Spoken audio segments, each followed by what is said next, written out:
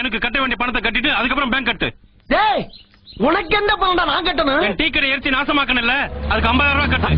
மூஞ்சி முகரையும் பாரு, நீ தானா ஊத்துனா எடுத்து எரிஞ்சு சாப்பிடா போச்சு. நீ இல்லடா எடுத்து ஊத்த சொன்ன. நீ ஏன் தண்ணி மண்ணனே ஒரே மாதிரி கேன்ல வச்சிருந்த? நீ கூட டீசல் பெட்ரோல் ஒரே மாதிரி டேங்க்ல வச்சிருக்க. என்ன ராஸ்கல், நான் அப்ப வந்து பாத்துக்கிட்டு இருக்கேன், அதிக பத்தி தப்பா பேசிட்டு இருக்கேன்.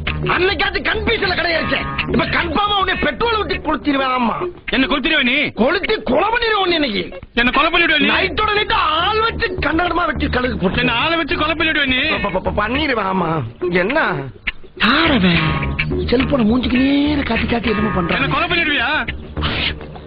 ஹலோ பிரதர், கொஞ்சம் இங்க வாங்க.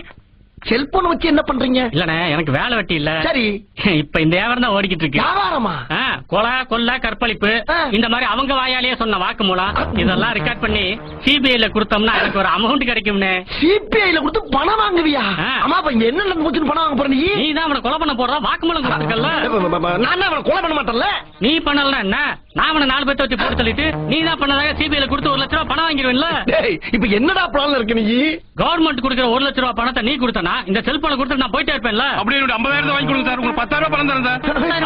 அப்ப 1.5 லட்ச ரூபாய் இது பட்ட பகல் கொள்ள 2 பேரும் சேர்ந்து செய்யறது நல்லா இல்ல. அப்ப நான் போலீஸ் பேசிட்டு போலீஸ் செய்ய போறேன். இந்தாடா எடுத்துட்டு போகிறேன். தூக்கி எறிகிற டீசெண்டா கொடுப்பா என்ன நீ.